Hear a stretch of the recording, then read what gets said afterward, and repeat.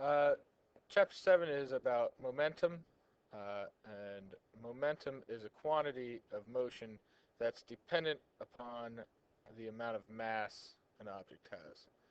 So, uh, the momentum symbol is, we use a lowercase p for our symbol. Lowercase p stands for momentum, okay?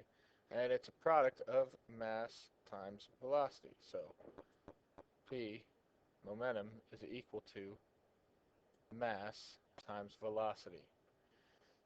Okay, so it's a fairly simple formula, and working those simple formulas uh, with some examples, we can figure out which one will have the greatest momentum. Okay, so momentum is a uh, specific thing that we talk about in physics, and we'll get into where it comes from in a few moments. But utilizing the formula is pretty simple. You've got a mass, you've got a velocity, you can figure out something's momentum. Uh, Again, we want things in fundamental units, so if we look at the hummingbird example, you've got a 4-gram mass at 25 meters per second. Uh, 25 meters per second, let's ignore this part, that's probably a misprint. 25 meters per second, uh, 4 grams needs to be put into fundamental units. 25 meters per second does not. So 4 grams would be 4 times 10 to the negative third kilograms.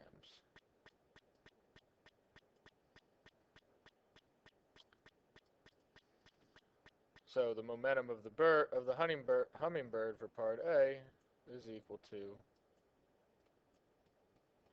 4 times 25 is 100 times 10 to the negative third is 0.1 0.1 kilograms times meters per second. The second question, a parked car with a mass of 1,750 kilograms. That's pretty easy. If the car is parked, there's zero velocity.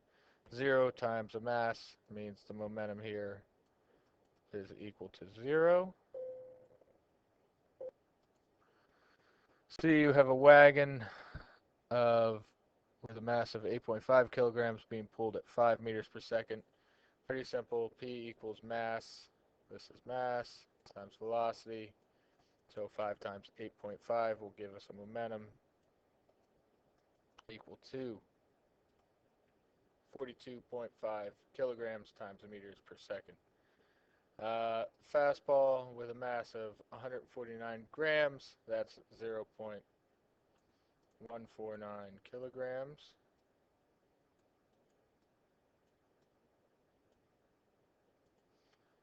Thrown at 95 miles per hour.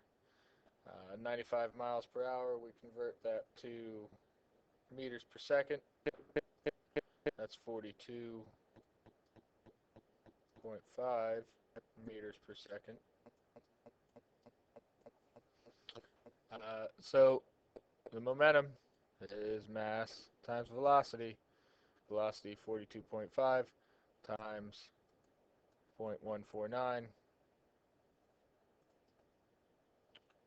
and the momentum is equal to 6.33 for letter D. So you can see which one has the biggest mass would be which one has the biggest momentum is the wagon, uh, and that's mainly because it has a higher mass than the fastball and the hummingbird. Uh, Notice that because the car is parked, it's got zero momentum. If that was moving just a little bit, even if it was moving zero point 0.1 meters per second, that would immediately have the most momentum because it's so massive. So mass has a lot to do with the momentum. Didn't have as much to do as velocity when we dealt with kinetic energy, but now that we're dealing with momentum, it's a pretty important part of the equation. if we have a change in speed, so if the speed changes, the motion changes, and therefore the momentum changes as well. Okay, so we can write that there's a change in momentum, delta P, which is equal to a mass times some change in velocity. That's our change in momentum. Okay, and we got to see how speed change occurs during some period of time. Okay, so this application of force over time, we call that impulse. Okay, we call that impulse, and that impulse is what causes your change in momentum. It's the impulse. It's the force acting over a certain amount of time. We call that impulse.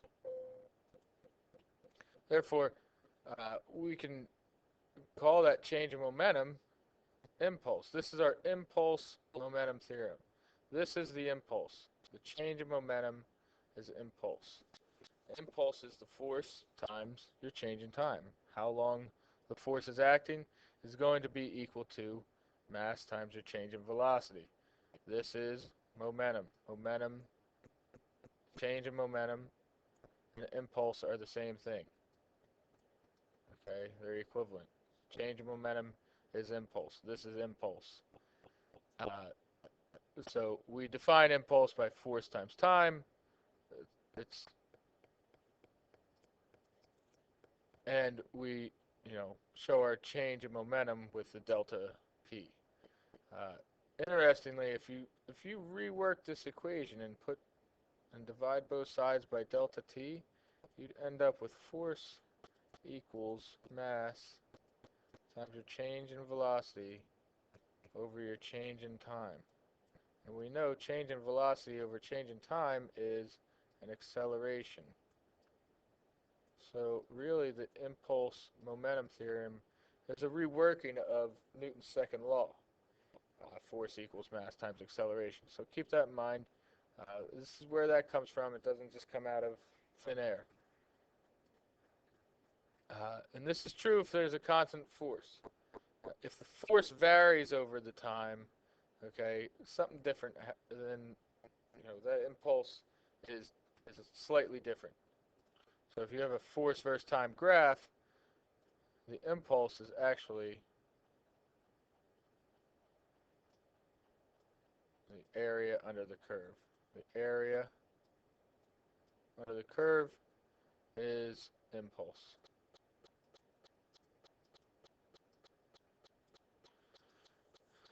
Impulse momentum example problems.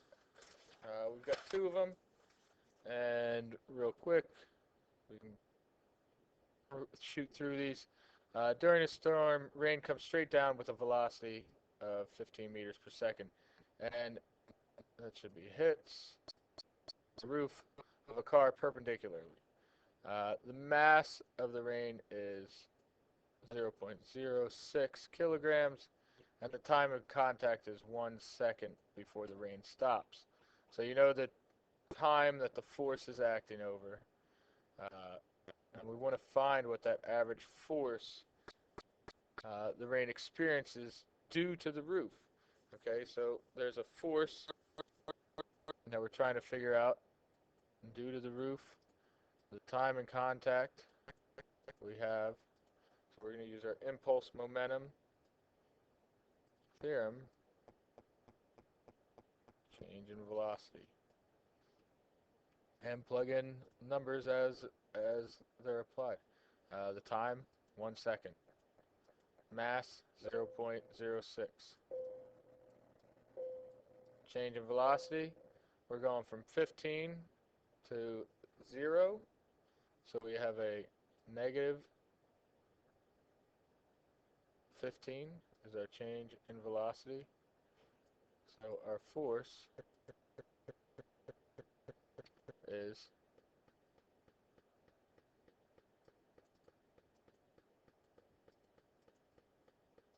negative 0.9 newtons.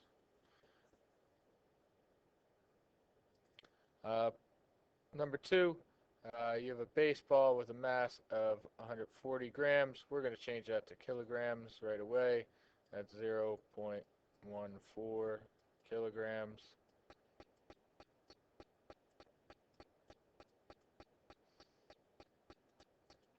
Has an initial velocity of 38 meters per second. Before it approaches the bat, the bat applied an average force that sent the ball back in the original direction with a speed of 58 meters per second. So we've got the velocity coming in.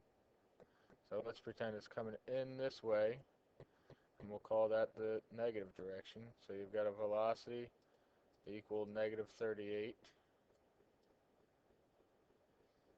And it's going to go back out with a velocity of positive 58. It's coming in at negative 38. It's going to go out at positive 58. Part A says, what's the impulse imparted by the bat? So impulse is force times time, change in time. That's equal to mass times your change in velocity. Well, we just want to know what this impulse is. We specifically want to know the force times time. So our mass, 0.14. Final velocity is 58 minus negative 38 is a plus 38. So our impulse is equal to 13.4 kilograms times meters per second. That's our impulse, or change in momentum. The change in momentum is 13.4 kilograms times meters per second. The next part B asks if the time in contact was this many seconds, or that's what, 1, 2, 3, 4, 5, 1.6 times 10 to the negative 5th seconds, find the average force exerted by the bat. So we can plug that in. Our change in time, or our time in contact, is 1.6 times 10 to the negative 5th seconds. So 5. Then we plug this into the formula to figure out our force. So dividing by time,